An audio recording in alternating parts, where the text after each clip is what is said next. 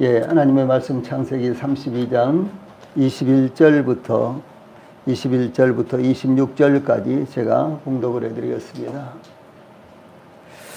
하나님의 말씀 창세기 32장 21절부터 26절 말씀까지 제가 봉독을 해드리겠습니다. 지금 봉독하겠습니다. 그 예물은 이미 앞서 보내고 그는 무리 가운데서 밤을 지내다가 밤에 일어나 두 아내와 두 여종과 11 아들을 인도하여 야복 나루를 건널세. 그들을 인도하여 시내를 건너가게 하며 그의 소유도 건너가게 하고, 야곱은 홀로 남았더니 어떤 사람이 날이 새도록 야곱과 씨름하다가 자기가 야곱을 이기지 못함을 보고 그가 야곱의 허벅지 관절을 치매 야곱의 허벅지 관절이 그 사람과 씨름할 때에 어긋났더라. 그가 이르되 날이 세려하니 나로 가게 하라. 야곱이 이르되 당신이 내게 축복하지 아니하면 가게 하지 아니하겠나이다. 아멘. 26절 말씀까지 봉독을 해드렸습니다.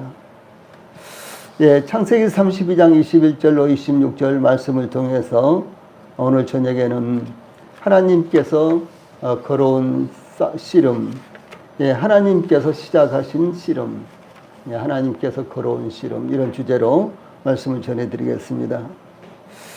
야곱은 에서가 400인을 거느리고 자신을 만나기 위해서 오고 있다는 소식을 듣자 심히 두렵고 답답하여 하나님께 기도하고 에서의 마음을 누그러뜨리기 위한 예물을 준비하였는데 그 예물을 세 때로 나누어 에서를 향해 차례로 나가게 했습니다. 또한 야곱은 그 예물을 인솔하여 출발한 앞선 자에게 에서를 만났을 때 에서가 묻기를 내가 누구의 사람이며 어디로 가느냐, 내 앞에 것은 누구의 것이냐, 이렇게 물으면은 주의 종 야곱의 것이요 자기 주 에서에게로 보내는 예물이 오며 야곱도 우리 뒤에 있나이다, 이렇게 대답하도록 지시를 했습니다. 이 야곱은 둘째와 셋째와 각 때를 인솔하는 자들에게도 에서를 만날 때 똑같이 그렇게 대답하도록 지시했습니다. 야곱이 이와 같이 하나님께 기도하고 에서를 위한 예물을 준비하고 그 준비한 예물을 세 때로 나누어 에서를 향하여 나아가게 하고, 또한 때를 인솔한 종들에게 이와 같이 지시한 것은 에서에게 예물을 보내어 그의 감정을 푼 후에 만나기를 원했던 것입니다. 이와 같이 야곱은 형 에서를 만나기 위해서 그가 할 수 있는 모든 준비를 다 갖추었습니다. 이제 밤이 되었는데 날이 밝으면 에서를 만나게 될 상황이었습니다. 그런데 이 야곱은 에서를 만나기 전에 그가 할 수 있는 모든 준비를 마쳤다고 생각을 했지만 하나님께서는 그를 준비시켜 주셔야 하는 것이 아직도 남아 있었다라고 하는 사실을 볼 수가 있습니다. 다시 말해서 야곱은 에서를 만나기 위해서 모든 준비를 다 갖췄다. 그가 할 수 있는 모든 준비를 다 갖췄다, 이렇게 생각했지만 그러나 하나님께서 보실 때는 하나님과의 관계에 있어서 아직 갖춰야 될 것이 남아 있었다라고 하는 사실입니다. 그러므로 본문은 야곱이 에서를 만나기 위해서 하나님께서 야곱에게 준비시켜야 할 것이 무엇인지 증거하고 있습니다. 그러므로 야곱이 준비한 모든 것보다도 더 중요한 준비가 있었다라고 하는 사실입니다. 우리는 이 사건을 통해서 우리가 하나님 앞에서 어떤 준비를 갖춰야 하는지, 다시 말해서 우리가 이 세상과의 영적인 싸움을 싸우기 위해서 어떤 준비를 갖춰야 하는지 교훈을 받도록 하겠습니다. 제일 첫 번째로 21절로 23절에서는 야곱이 소유를 먼저 보냈다라고 하는 사실입니다. 이것은 야곱이 그 소유 얼마나 중요한 것입니까? 오늘날 세상은 물질 때문에 죽고 살고 그렇게 하지 않습니까? 오직 물질을 얻는 것이 삶의 목표라고 말할 수 있을 정도로 오늘날 물질 중심의 세계입니다. 그런데 그 물질을 먼저 보냈다라고 하는 사실입니다. 야곱은 형 에서를 위한 예물을 먼저 보내고 그는 무리 가운데서 밤을 지내다가 밤에 일어나 두 아내와 여종과 11 아들을 인도하여 야복 나루를 건너게 했습니다. 이 야복강은 갈릴리 호수와 사해 중간에 위치한 요단강으로 흘러 들어가는 동쪽의 지류로서 우기에만 비가 올 때만 집중적으로 물이 흐르는 간헐천입니다. 그래서 저 밑에 사해가 있고 그리고 저 위에가 북쪽에가 갈릴리 호수가 있잖아요. 그 중간쯤에 이 동쪽에서부터 이렇게 흘러 들어온 이제 개천 이와 같은 이 간헐천, 그러니까 비가 올 때만 물이 많이 흐르는 이와 같은 간헐천, 이런 간헐천이 소위 야복강입니다. 이 야복이라는 이와 같은 말은 개천의 이름, 이 야복이라는 개천의 이름은 싸우다라는 의미에서 나온 씨름꾼이라는 의미인데, 이러한 이름으로 부르게 된 것은 야곱이 하나님과 씨름을 하게 된 신비한 경험을 기념하여 후대 사람들이 부르게 된 것으로 보입니다. 오늘날은 이 맑고 푸른 강이라는 의미의 와디 젤카라는 이와 같은 이름으로 부르고 있습니다. 이 야곱은 형 에서에게 보내는 예물을 먼저 보내고 그는 무리 가운데서 밤을 지내다가 밤에 일어나 두 아내와 두 여종과 11아들을 인도하여 야복나루를 건널세. 그 다음에 23절에 그들을 인도하여 시내를 건너가게 하며 그의 소유도 건너가게 하고 라고 이렇게 그의 가족들과 그의 모든 소유물이 야복나루를 건너게 했다라고 하는 사실입니다. 이 야복나루는 요단 동편의 험준한 산악지대를 흐르는 야복강의 물길이 세기 때문에 특별히 물살이 약한 곳에서 요단강을 건널 수 있도록 설치한 곳을 의미합니다. 무슨 말인고는 이 야복강이, 요단강이 이렇게 흐르면 야복강이 동쪽에서 이렇게 흘러들어온다 그랬죠. 이 야복나루는 야복강을 건너는, 야복개천을 건너는 나루가 아니라 바로 그 야복강이 요단강으로 흘러들어오는 그곳에서 요단강을 건너가는 그 나루란 말이에요. 무슨 말씀인지 알겠죠? 그래서 이 야복강을 건너는 이와 같은 나루가 아니고 야복강이 요단강에 들어오는, 요단강에 합류되는 바로 그곳에서 이제 요단강을 건너는 나루, 이것을 가리켜서 야복나루다 이렇게 부릅니다. 이 야곱은 그의 형 에서에게 보내는 예물을 야복나루를 통해서 먼저 보낸 후에 그는 무리 가운데서 밤을 보내다가 그의 가족과 그의 모든 소유도 강을 건너게 했다라고 하는 사실이죠. 아마도 틀림없이 이 형 에서를 위해서 예물을 보낸 것은 날이 훤하게 밝았을 때 아마 이렇게 보냈을 것입니다. 그리고 이제 그 밤이 되어서 이제 이 야곱이 오랜 시간 동안 이제 시간을 보내다가 이제 그때야 이제 비로소 그의 소유와 그의 처자들을 이제 야복나루를 통해서 보내고 자기는 혼자 남았었다라고 하는 이와 같은 이제 말씀입니다. 이 야곱이 처음부터 에서에게 보내는 예물을 보내고 곧바로 이어서 그의 가족들과 모든 소유물을 이제 인도하여 강을 건너게 하거나, 자신도 그의 소유물들과 함께 강을 건너지 않았다라는 것이 이 본문 말씀입니다. 야곱은 에서에게 보낼 예물을 먼저 보내고 최소한 10시간에서 12시간 정도는 대략 그는 무리 가운데서 밤을 지내고 있었던 것입니다. 그러므로 야곱은 에서를 위한 예물을 먼저 보낸 후에 그는 무리 가운데 머물러서 밤을 보내고 있었습니다. 야곱은 그의 가족들과 그의 모든 소유물을 보내기까지 앞으로 전개될 수많은 생각에 사로잡혀 있었을 것입니다. 야곱이 앞서 보낸 이 재물은 이제 그런 이제 생각을 깊이 하다가, 그래서 이제 한 밤이 되었을 때 야곱이 그의 처자식들과 그의 모든 소유물을 야복나루를 건너게 했는데, 이와 같이 그의 이제 소유물 또 그의 가족들 이와 같은 것들은 그가 평생 바쳐서 쌓아 올린 것이었습니다. 그의 가족들도 그의 생명처럼 여기는 것이었습니다. 그러나 그의 소유물뿐만 아니라 그의 생명까지도 바람 앞에 촛불과 같이 기약할 수 없는 이태로운 상황에서 그의 소유물과 그의 가족들을 앞서 보내면서 야곱은 아무것도 할 수 없어서 우두커니 보고만 있었던 것으로 보입니다. 이것이 야곱뿐만 아니라 우리의 삶이며 우리 인생의 마지막 모습이다 라고 이렇게 말할 수가 있습니다. 튀르키예와 시리아에 7.8도의 지진이 일어나 순식간에 약 20만 명의 잠자고 있던 사람들의 목숨을 앗아갔습니다. 현재 약 55만 내지 6만 명 정도의 이제 사망자가 현재 집계되고 있습니다. 어떤 얘기는 시리아에서 있었던 이야기인데요. 어떤 얘기는 아기를 낳다가 죽었는데 그 아기는 탯줄도 자르지 않은 채 10시간 만에 지진이 일어난 후 10시간 만에 구조가 되었는데 병원에서 치료를 받고 생명을 구했습니다. 이와 같은 자연재해 앞에서 우리 인간은 아무것도 할 수 없습니다. 야곱은 그의 모든 가족과 모든 재산을 송두리째 잃더라도 그로서는 아무것도 할 수 없는 상황에 이른 것입니다. 오늘 가족들이 병을 앓는다거나 일찍 죽음을 당하는 것을 보면서도 마치 야곱과 같이 우두커니 바라만 보고 있을 뿐 우리의 힘으로서는 아무것도 할 수 없는 것을 느끼게 되는 때가 혹 있습니다.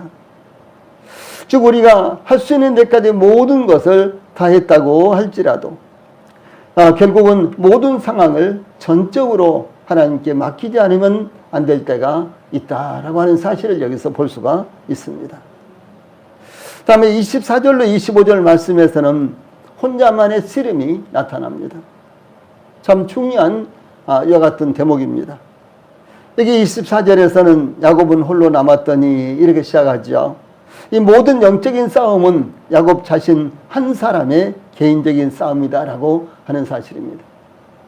우리가 이제 교회를 이렇게 이루면서 소위 공동체 가운데서 주님을 섬긴다고 할지라도 주님 앞에서는 주님과 나 개인적인 이와 같은 관계 가운데서 우리가 주님을 섬기는 것입니다. 예, 가족들이 뭐 10명이나 된다고 할지라도 뭐 너댓 명이 된다고 할지라도 가족 가운데 나 하나는 소위 개인적인 이와 같은 삶을 살고 있는 것입니다. 예, 우리 모두는 하나님 앞에 있습니다.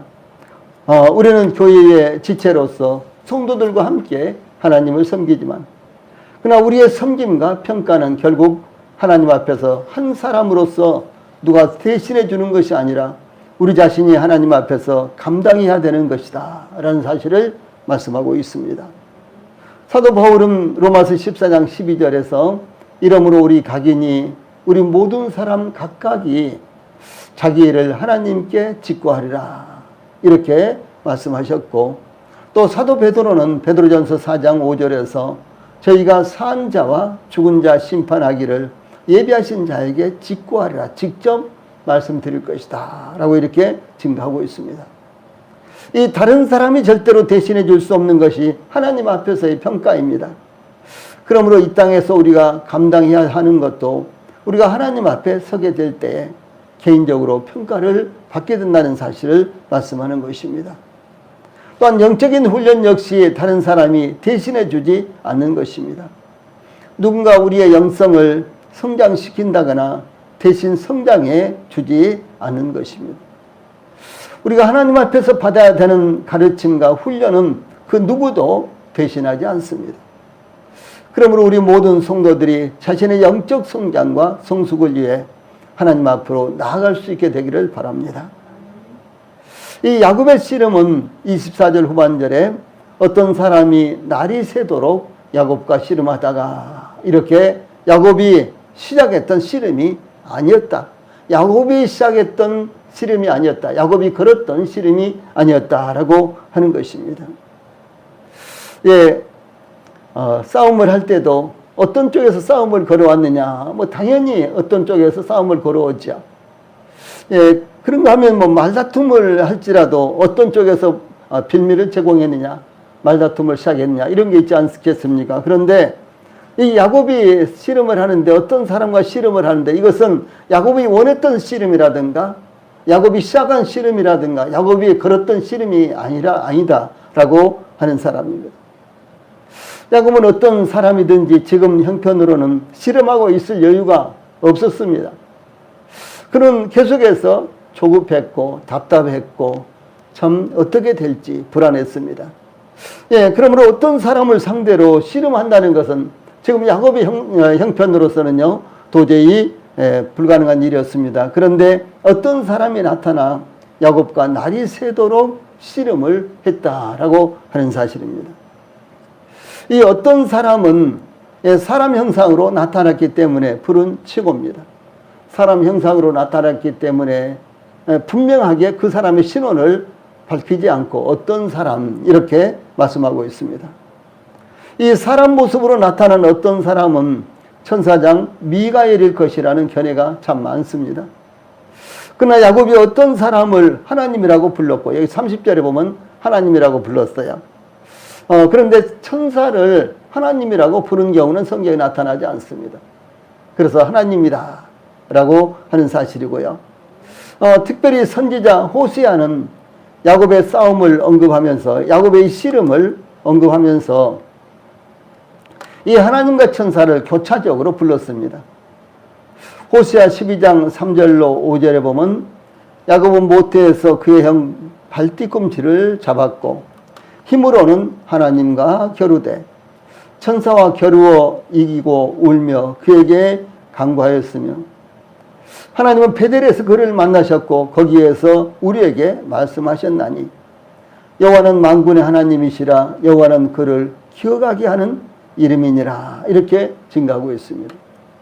이 선지자 호세아의 글을 통해서 우리는 이 하나님, 천사, 하나님 이렇게 나오는데요. 바로 이 천사의 모습으로 나타난 하나님이셨다라는 사실을 말씀하고 있는 것입니다. 그러므로 야곱과 씨름한 어떤 사람은 단순한 천사가 아니라 여호와의 천사, 즉 여호와의 사자로 표기되는 성육신 이전의 그리스도다라고 이렇게 추측을 하는 것입니다.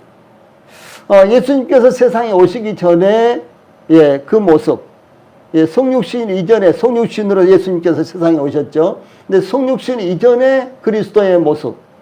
그래서 성경에 보면 구약 성경에는요, 성육신 이전의 그리스도께서 종종 나타나시는 이런 모습을 볼 수가 있는데 여기 야곱과 씨름한 이 하나님도 성육신 이전의 그리스도다 이렇게 우리가 일반적으로 봅니다.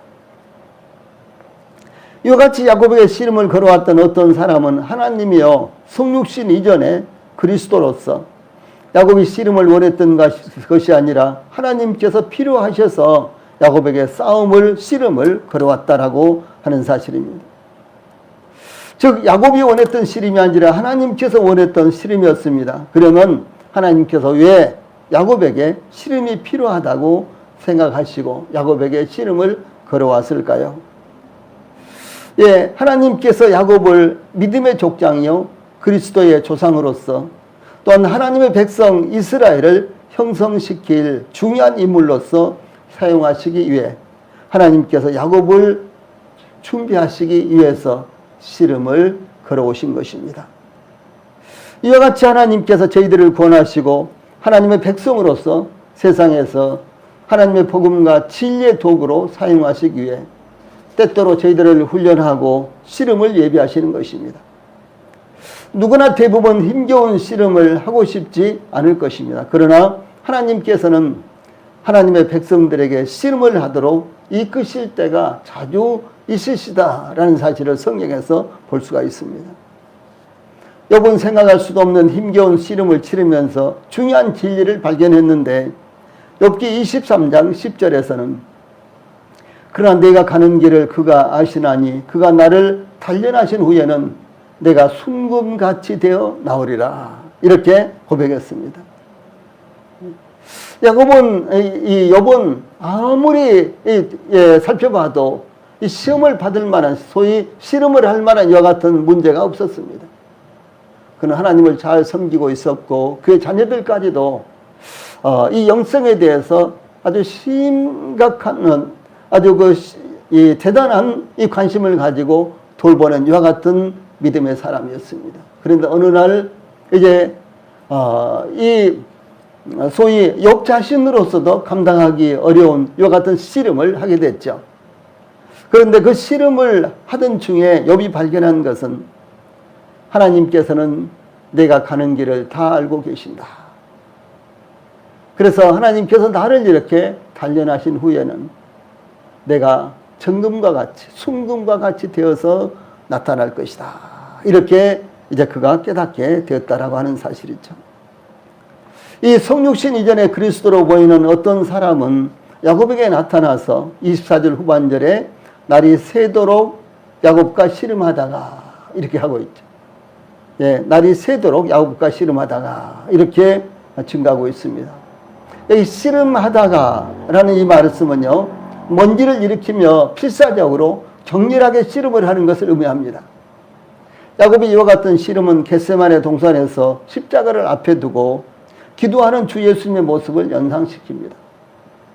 야곱은 영육간에 모든 힘을 쏟았고 실제로 씨름을 했습니다. 야곱은 온 힘을 다해서 눈물로 붙들고 호소하면서 씨름했습니다. 또한 야곱은 필사적으로 강구하는 기도의 모습을 보이고 있는데 주 예수님의 기도로서 주 예수님께서 기도로서 순종의 씨름을 하시는 것이 성경에 이렇게 나타나고 있습니다. 하나님께서 야곱에게 씨름을 걸어오신 때는 야곱이 아직 애써와 힘겨운 씨름을 하기 전이었습니다. 이제 날이 새면 내일은 틀림없이 형 에서를 만날 것으로 예상되는 그 같은 시점에 하나님께서 야곱에게 씨름을 걸어오셨다라고 하는 것입니다. 야곱은 오직 에서와의 씨름을 위해서 지금까지 기도하고 또한 예물을 준비했고요. 또 물리적으로 온갖 지혜를 동원해서 준비하고 있었습니다. 그러나 하나님께서 야곱이 에서와 씨름하기 전에 먼저 하나님과의 씨름이 필요하다는 것을 알고 계셨던 것입니다. 그러므로 우리 성도들이 세상과의 씨름을 하기 전에 먼저 하나님과의 씨름을 하셔야 된다라고 하는 사실을 우리들에게 가르치고 있습니다. 기도의 씨름을 해야 됩니다. 하나님의 말씀을 받기 위해서 씨름을 해야 합니다. 오직 하나님만 바라보고 하나님의 영광을 위해 세상과의 씨름에서 이겨야 한다는 그런 무엇이 필요하겠습니까? 믿음이죠. 이 믿음이 먼저 필요하는데 그 믿음의 씨름을 해야 된다라고 하는 사실을 저희들에게 말씀하고 있습니다. 야곱은 그 어떤 사람과 날이 새도록 씨름했습니다. 우리나라도 민족 고유의 경기로서 장사 씨름 대회가 계속해서 열리죠. 추석에도 열리고 구정의 설에도 열리고 또 뭐 단오에도 열리고 몇 번 1년에 이렇게 계속해서 열립니다. 그런데 거대한 상금을 걸고 열리는 대회입니다. 특별히 장사 씨름대회에서 이만기나 강호동과 같은 사람은요, 한 시대를 주름잡는 씨름꾼들이었습니다. 그러나 야곱의 씨름에는 어떤 상금이 걸렸는지 나타나지 않지만 야곱의 씨름은 그의 생명과 그의 모든 소유물이 걸린 씨름이었다는 것을 우리는 알 수 있습니다. 그러므로 야곱은 그 씨름에서 지지 않기 위해 또한 이기기 위해서 날이 셀 때까지 계속했습니다. 무려 우리가 어림 잡아서요 한 6시간 정도는 이렇게 좋게 씨름을 했지 않느냐 싶습니다. 야곱은 온 힘을 다해서 씨름에 임했습니다. 야곱은 죽기 살기로 씨름에 임했습니다. 야곱은 물러서지 않았습니다. 야곱은 끝까지 붙들고 매달렸습니다.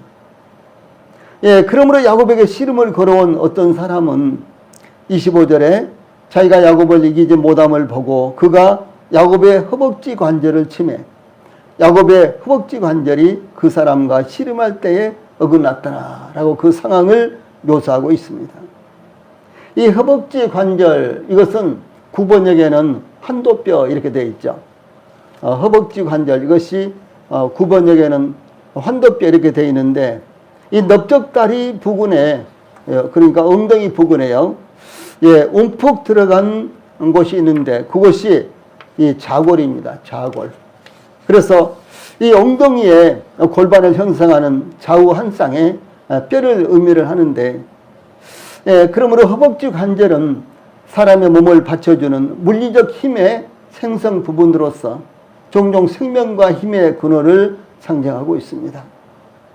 이 부분에 이 뼈가 참 중요한 것입니다. 그래서 혹시 어르신들이 이제 갑자기 주저앉았는데 그 뼈가 나가면은요, 거의 대부분 다 그 뼈를 고치지 못하고 돌아가십니다. 예.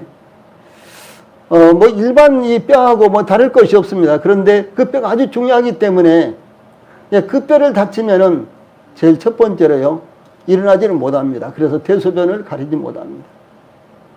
그래서 계속해서 누워 계셔야 되는데, 조금만 부주의하면요, 금방 등이라든가 온몸에 욕창이 생겨가지고, 다른 병으로 이렇게 전이가 됩니다. 예, 그래서 결국은 이런 경우요, 결국은, 돌아가신다라고 하는 사실이죠.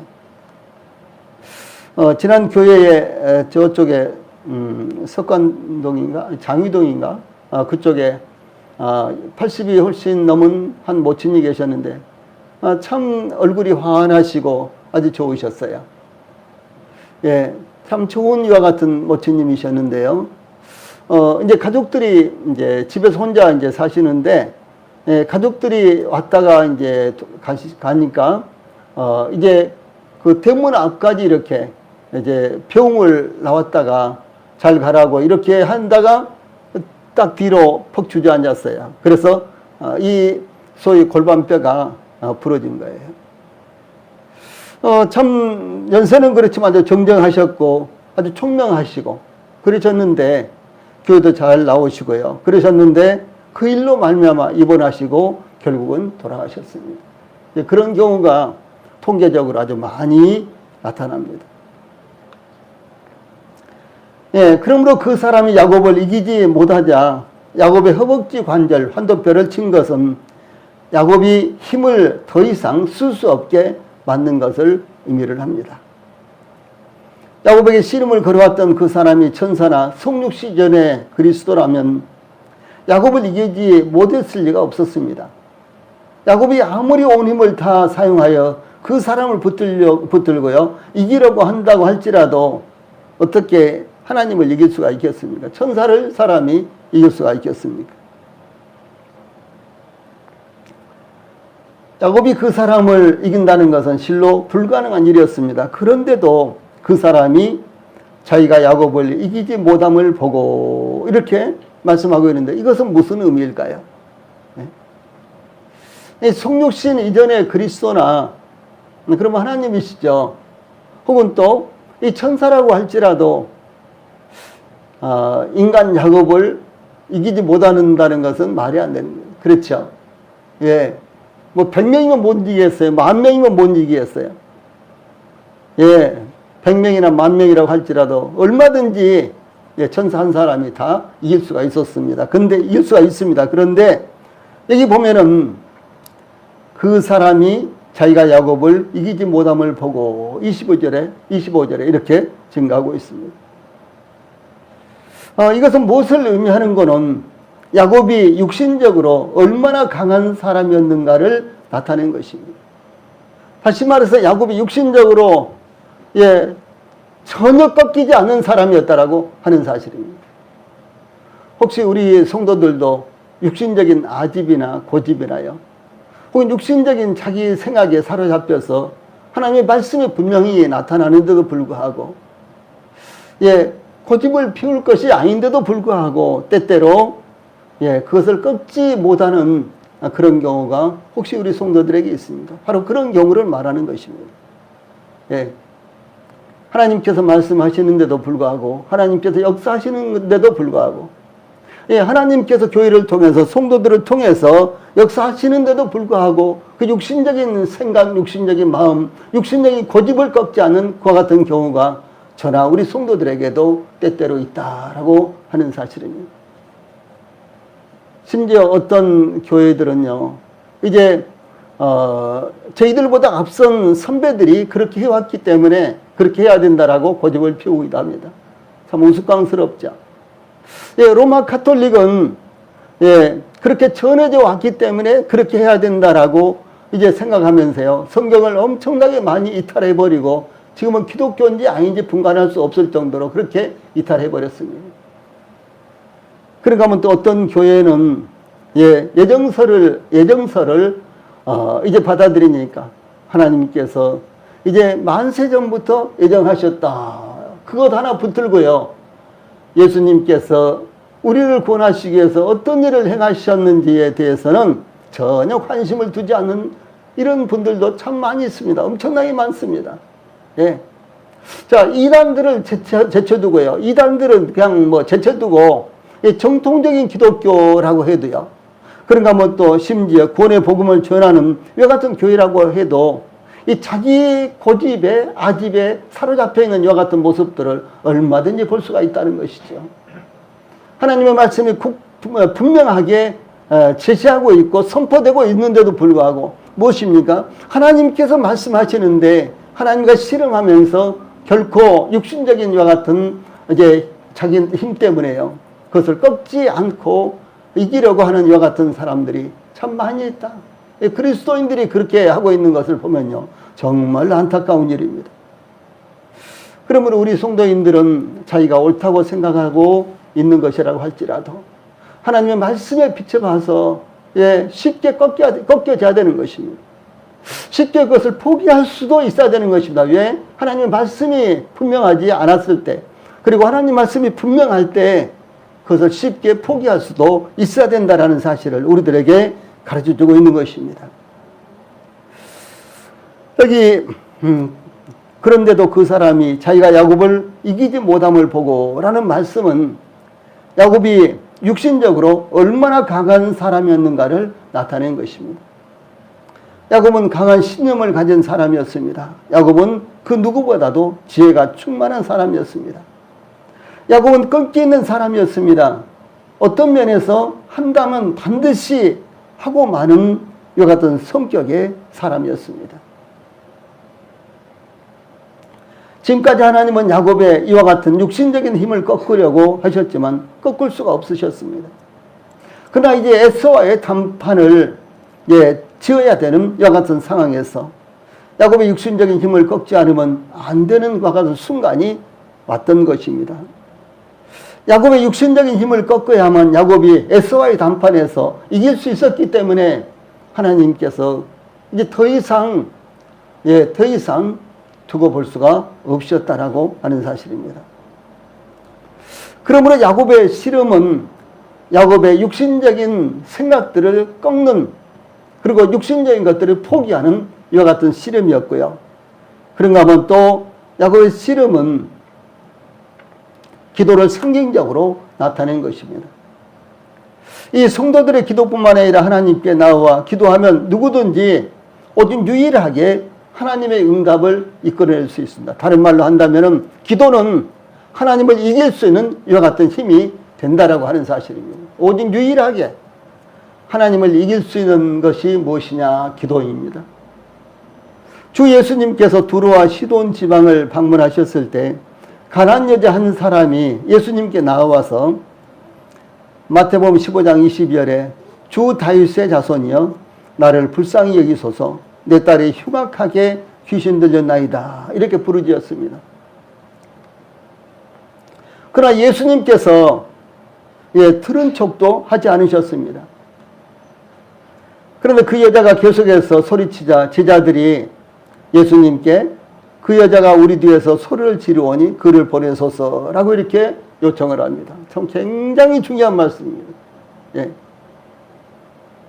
굉장히 중요한 말씀이에요. 예. 이 말씀은 그 여자가 우리 뒤에서 소리를 지르오니 그를 보내소서. 제자들이 지금 이렇게 예수님께 요청하죠. 이것은 중보 기도의 특성을 의미를 하는 굉장히 중요한 말씀입니다. 제가 언제 기회가 되면 자세하게 소개를 해드리겠습니다. 예, 그러자 예수님께서는 나는 이스라엘 집에 잃어버린 양 외에는 다른 데로 보내심을 받지 아니하였노라 이렇게 대답하셨습니다. 예, 그런데도 불구하고 여자가 주여 저를 도우소서 25절에 이렇게 또다시 요청하자 예수님께서 자녀의 떡을 취하여 개들에게 던짐이 마땅하지 아니하니라 이렇게 말씀하셨습니다. 그것은 얼마나 그야말로 더 이상 말을 건넬 수 없는 비하적인 이와 같은 말입니다. 얼마나 무시한 이와 같은 이야기입니까? 그런데도 그런데도 그 여자는 포기하지 않고 또다시 주여 올소이다마는 개들도 제 주인의 상에서 떨어지는 부스러기를 먹나이다. 이렇게 말씀드리자 그때야 예수님께서 여기 마태복음 15장 28절에서 여자여 내 믿음이 크도다 내 소원대로 되리라 이렇게 말씀하시자 그 여자의 딸이 곧 나음을 입었다. 이렇게 증가하고 있습니다. 여자의 끈질긴 기도가 예수님의 응답을 이끌어낸 것입니다. 여자의 끈질긴 기도가 예수님을 이긴 것입니다. 그래서 기도는 오직 유일하게 하나님을 이길 수 있는 이와 같은 무기다. 강력한 무기다. 라고도 이렇게 말씀드릴 수가 있는 것입니다. 여기 26절 말씀, 이 말씀은 끈질긴 기도가 그래서 계속 나타나고 있습니다.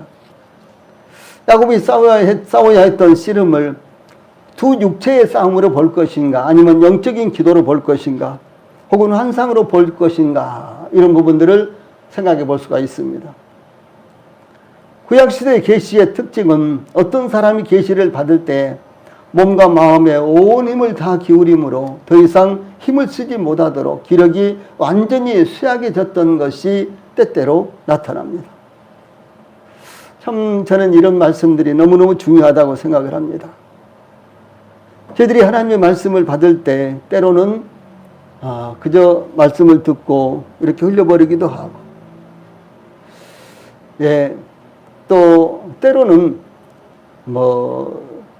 카톡 메시지를 보면서도 예배를 드리는 분들도 가끔 있고 정말로 그러면 안 됩니다. 예배에 집중을 하셔야 돼요. 그래서 예배 시작 전에 휴대폰 다 음을 완전히 줄이든가 아니면 끄십시오.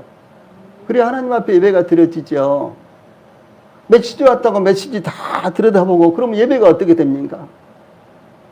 구약시대의 선지자들은 혹은 하나님의 사람들은요, 하나님께서 말씀하시고 환상을 보여주시는데 그것을 들었을 때, 그것을 보았을 때요, 마치 죽는 사람처럼 돼버린 거예요.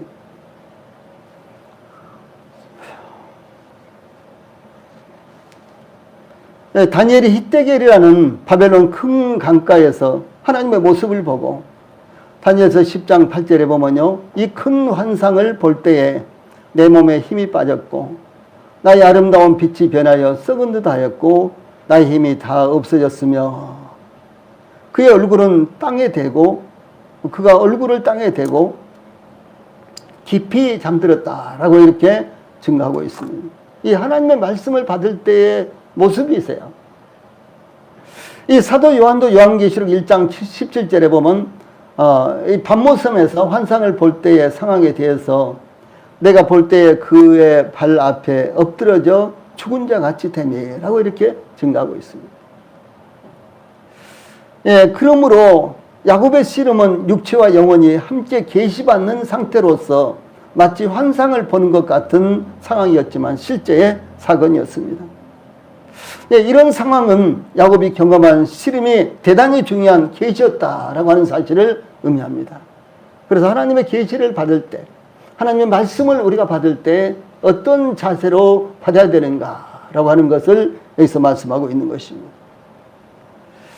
이 야곱에게 씨름을 걸어온 그 사람이 26절 전반부에 날이 세려하니 나로 가게 하라 이렇게 요구하자 야곱은 이러기를 당신이 내게 축복하지 아니하면 가게 하지 아니하겠나이다 라고 16절 후반절에 이렇게 대답하고 있죠. 그 사람은 왜 날이 세려하니 나로 가게 하라 이렇게 요구하셨을까요? 옛날 도깨비 이야기 우리가 듣죠. 날이 새려고 하니까 도깨비가 어떤 사람을 잡고 밤새도록 돌아다니다가 날이 세려하니까 그 사람을 내동댕이 치고 도망갔다 사라졌다 이렇게 이야기를 하죠. 저희들이 어렸을 때 실제로 도깨비에 잡혀가가지고 밤새도록 끌려갔던 이런 분들이 있었어요.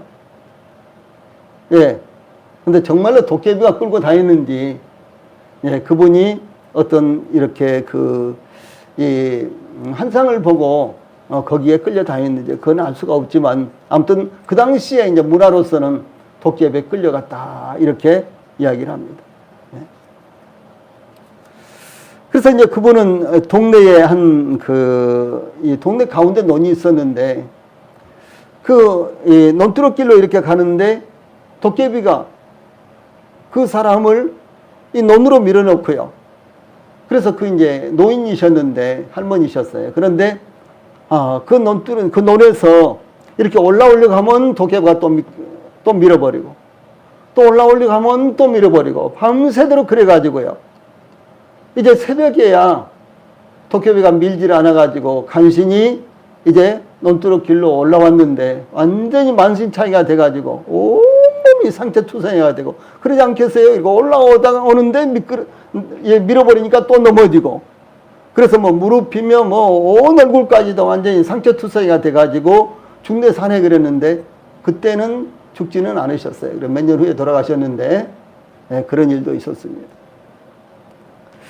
그런데 이 말씀을 마치 그런 식으로 이해하면 이것은 성경적이지 않습니다. 예. 이런 미신적인 생각으로 이 말씀을 그렇게 이해를 하면요, 그건 성경적이 않습니다. 날이 세리하니 나로 가게 하라. 이 말씀을 그렇게 미신적으로 우리가 이해한다면 안 된 것입니다. 그런데 그 사람이 왜 날이 세리하니 나로 가게 하라 이렇게 요구했을까요?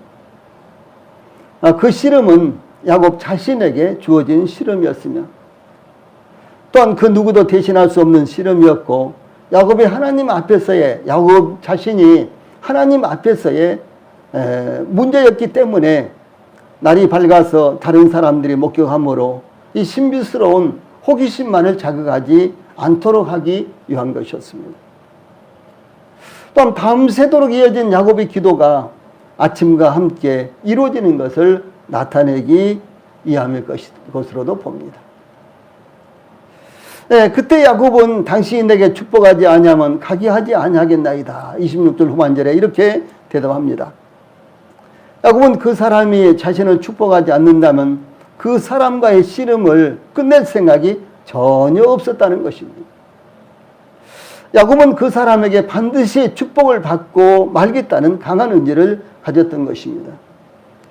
그러므로 그의 허벅지 관절 환도뼈가 이골되든 날이 세리하든 그 사람이 축복해 주지 않는다면 몇 시간, 몇 날이라도 그 사람을 붙들고 버티면서 놓아주지 않을 작정이었다. 이것이 야곱의 의지였고 마음이었다라고 하는 것입니다.